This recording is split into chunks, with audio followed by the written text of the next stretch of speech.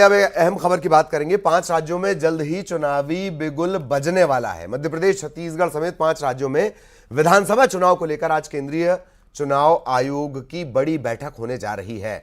8 से 10 अक्टूबर के बीच माना जा रहा है कि तारीखों का ऐलान हो सकता है। इसके अलावा राज्य निर्वाचन आयोग भी चुनाव की तैयारियों में जुटा हुआ है। मुख्य निर्वाचन पदाधिकारी ने सभी निर्वाचन अधिकारियों और नोडल अधिकारियों की एक मीटिंग बुलाई है।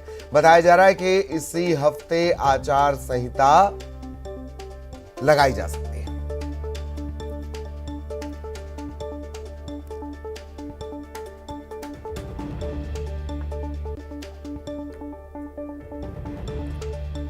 मध्य प्रदेश समेत 5 राज्यों में विधानसभा चुनाव होने। मध्य प्रदेश, छत्तीसगढ़, राजस्थान इसमें शामिल है।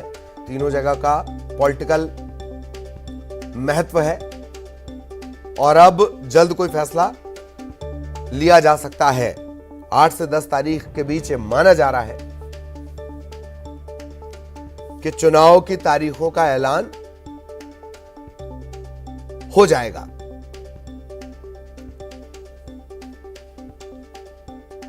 मध्य प्रदेश में भी, मध्य प्रदेश, छत्तीसगढ़ में आचार संहिता को लेकर फैसला जल्द।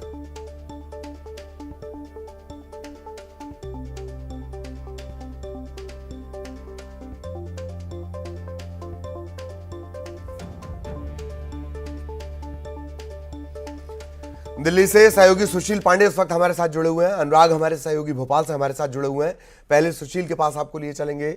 सुशील, चुनाव के मुहाने पर ये खबरें आने लगी हैं, चुनावी मुहाने पर हैं सभी सूबे, और क्या कुछ अपडेट इस बैठक को लेकर और किस तरह की चुनौतियां इस बार आयोग के सामने आने वाली हैं? सुशील। जी बिल्कुल, आप एकदम सही कह रहे हैं कि चुनाव के मुहाने पर तमाम राज्य सरकारें फिलहाल अब आने लगी हैं और इसी वजह से फिलहाल केंद्रीय चुनाव आयोग ने भी अपनी कमर लगभग कस ली है और इसी बाबत जो फिलहाल 5 राज्यों में चुनाव होने वाले हैं उनकी महत्वपूर्ण तैयारियों को लेकर जिन 5 राज्यों में चुनाव आयोग ने ऑब्जर्वर नियुक्त किए थे उनको लेकर एक बड़ी बैठक आज चुनाव आयोग करने वाला है। हालांकि इस पूरे मामले में चुनाव आयोग के समक्ष जो 5 ऑब्जर्वर हैं वो अपनी एक रिपोर्ट उनके समक्ष रखेंगे और ये बताएंगे कि 5 राज्यों में चुनाव की तैयारियों को लेकर जो राज्य चुनाव आयोग है वो कितना तैयार है। सबसे महत्वपूर्ण बात यह है कि आज जो केंद्रीय चुनाव आयोग की बैठक होगी वो एक बड़ी रणनीति तैयार करेगी आने वाले दिनों में चुनाव करवाने की प्रक्रिया को लेकर, और इसीलिए ये माना जा रहा है कि केंद्रीय चुनाव आयोग जो केंद्रीय चुनाव आयुक्त हैं वो खुद इस बैठक की अध्यक्षता करेंगे और एक रणनीति तय करेंगे कि जो 5 राज्यों में चुनाव होने हैं वो कितने फेज में कराए जाएं, वहां पर वोटरों की जनसंख्या क्या है, सुरक्षा के मद्देनजर कितने पुलिस फोर्स को तैनात किया जाए, जो बूथ हैं वो कितना एक्सटेंड किया जाए, जो सीनियर सिटीजन हैं उनको फिलहाल चुनाव में शामिल कराने के लिए किस प्रकार की तैयारियां की जाए, कहां पर सीसीटीवी लगाए जाएं। तो इन तमाम चीजों को लेकर फिलहाल एक बड़ी बैठक होने वाली है। इन बैठक के बाद कहीं ना कहीं चुनाव आयोग आने वाले दिनों में यह माना जा सकता है कि 8 से 10 तारीख के बीच में 5 राज्यों में चुनाव कराने की तारीखों की घोषणा कर सकता है और इसीलिए एक बड़ी बैठक आज केंद्रीय चुनाव आयोग में होने जा रही है। 5 ऑब्जर्वर की जो रिपोर्ट है, जो हमें जानकारी मिली है, वो रिपोर्ट लगभग तैयार हो गई है। कल तेलंगाना की जो चुनाव आयोग की टीम गई थी उसने भी अपना रिपोर्ट फिलहाल सौंप दिया है। राजस्थान, मध्य प्रदेश, छत्तीसगढ़ को लेकर ऑब्जर्वर की रिपोर्ट जो है वो पहले ही चुनाव आयुक्त को भेजी जा चुकी है। तो ये माना जा सकता है कि एक बड़ी रणनीति आज की जो बैठक में होने वाली है वो तय होगी और उसके बाद आचार संहिता लग जाएगा और चुनाव की तारीखों की घोषणा कर दी जाएंगी। बिल्कुल, चुनाव आयोग की ये जो बैठक होने वाली है इस बैठक पर तमाम राज्य सरकारों की भी नजर है कि कब आने वाले दिनों की तारीखों की घोषणा की जाए और चुनावी बिगुल वहां पर बच जाए। राज्य सरकारों की भी नजर इस बैठक पर है। आयोग की तरफ से जब चुनावी बिगुल बच जाए मतलब चुनाव सर पर है। अनुराग भी हमारे साथ बने हुए हैं। अनुराग, मध्य प्रदेश में भी बैठक होनी है। मुख्य निर्वाचन पदाधिकारी एक महत्वपूर्ण बैठक लेने वाले हैं। यह भी हो सकता है कि कोई नया नवाचार देखने को मिले।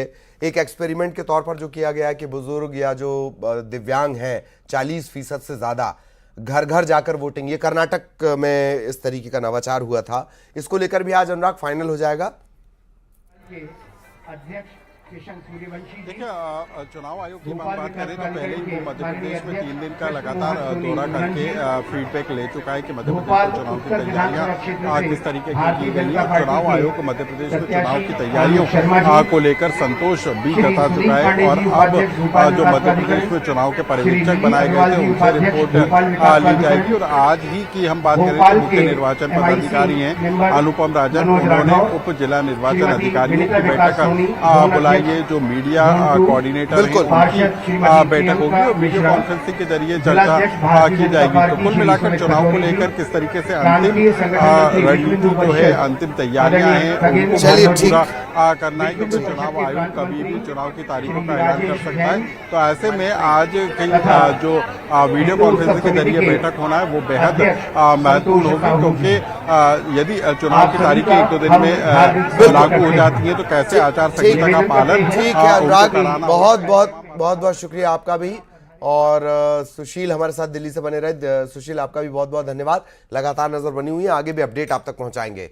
इधर मध्य प्रदेश में बिजली कर्मचारियों की हड़ताल जारी रहेगी। बिजली कर्मचारियों की केंद्रीय कार्यकारिणी ने यह फैसला लिया है।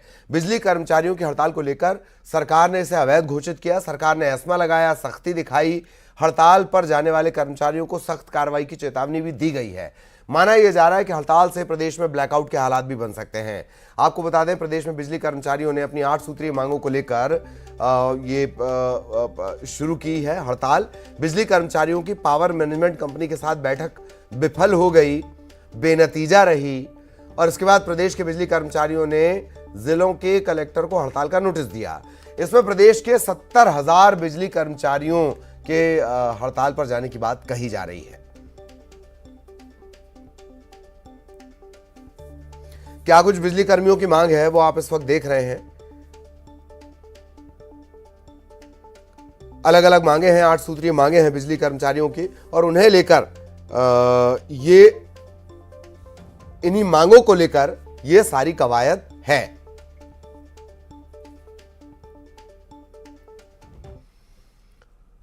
और ग्वालियर में बंदर का आतंक देखने को मिल रहा है। सिकरौदा गांव में बच्चों को बंदर ने काट लिया। एक 6 साल के मासूम बच्चे की मौत हो गई और दूसरा बच्चा गंभीर रूप से घायल है। वन विभाग की टीम गांव पहुंची है। इस बंदर को पकड़ने की कोशिश की जा रही है। बंदरों का आतंक लगातार बढ़ रहा है। उन सबके बीच अब पहली बार इस तरह का मामला के बंदर ने बच्चे को काटा और एक बच्चे की जान चली गई है, जबकि दूसरा बच्चा गंभीर रूप से घायल बना हुआ है। वन विभाग की टीम इस उत्पाती बंदर की तलाश कर रेक्टिफाई कर उसे पकड़ने की कोशिश में जुटी हुई है।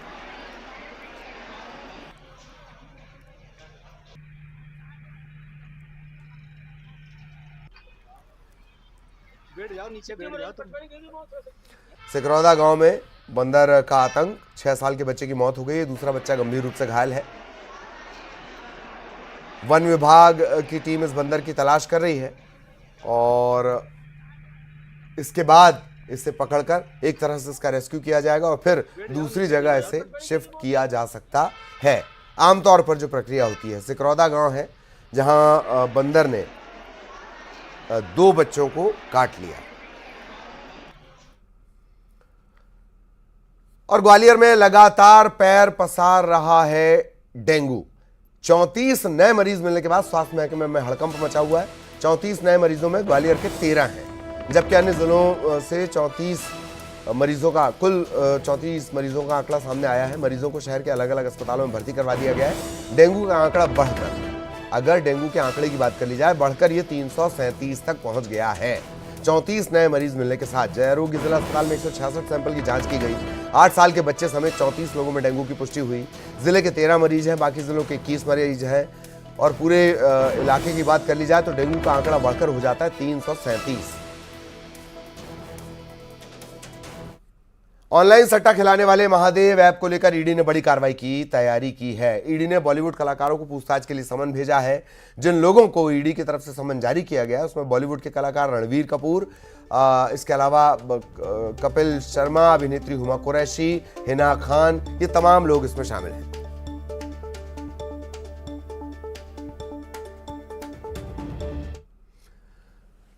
और महादेव ऐप बेटिंग केस में अभिनेता रणवीर कपूर ईडी के सामने पेश नहीं हो पाएंगे। सूत्रों के हवाले से बड़ी खबर आपको बता दें कि रणवीर कपूर ने ईडी के जांच अधिकारी को पत्र लिखकर पूछताछ की प्रक्रिया में शामिल नहीं होने की बात कही है। हालांकि अब तक ईडी की तरफ से रणवीर कपूर के पत्र का कोई जवाब दिया नहीं गया है। दरअसल अवैध सट्टेबाजी और मनी लॉन्ड्रिंग से जुड़े इस मामले में ईडी ने समन जारी करते हुए इन तमाम लोगों को पूछताछ के लिए बुलाया है। रणवीर कपूर पर महादेव ऐप को प्रमोट करने के आरोप हैं। इसके अलावा महादेव ऐप के प्रमोटर सौरभ चंद्राकर की शादी में वो शामिल हुए थे।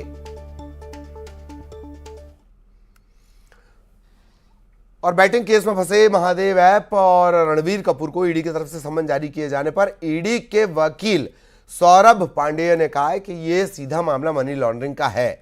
इस मामले में अब तक 4 गिरफ्तार किए गए हैं। अभी कई और नाम सामने आएंगे। जो कि बॉलीवुड में एक कोई वो है, एक्टर है, कोई है वो रणवीर कपूर जो है, तो उसका भी कुछ ऐसा नाम सामने आया। तो हमने रणवीर कपूर को भी सेक्शन 50 PMLA का समन इशू किया था। उपस्थिति उसे रखी थी आज की, और रणवीर कपूर आज उपस्थित तो हुआ नहीं, लेकिन उसने ईमेल के माध्यम से क्या कहते हैं, इल्तजा की है, एक रिक्वेस्ट किया है कि वो आज नहीं आ पाएगा, उसे 1 सप्ताह का समय दिया जाए। ईमेल हमको रिसीव हुआ है और उसके पश्चात हम लोग देखेंगे कि उसके ईमेल पे हम क्या करें क्या नहीं करें। और प्रोसीजर ये है कि अगर कोई हमारे द्वारा जारी किए गए ईमेल पे अपीयर नहीं होता है तो हम लोग दोबारा समन इशू करते हैं। और इसी के साथ इस बुलेटिन में इतना ही। खबरें जारी रहेंगी।